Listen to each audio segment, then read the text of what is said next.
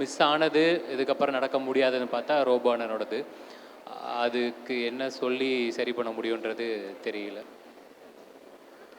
Robot அண்ணன் S. So எனக்கு ஒரு பாயிண்ட்டுக்கு அப்புறம்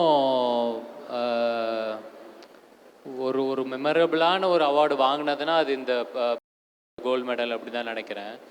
ரோபோ நட்டுமே அன்றைக்கி ஸ்டேஜில் அதான் சொன்னேன், இது ஃபஸ்ட்டு வாங்குற ஒரு பெரிய இதுன்னு நினைக்கிறேன்னு, உங்கள் கையிலேருந்து வாங்குறது ரொம்ப சந்தோஷம் அப்படின்ட்டு.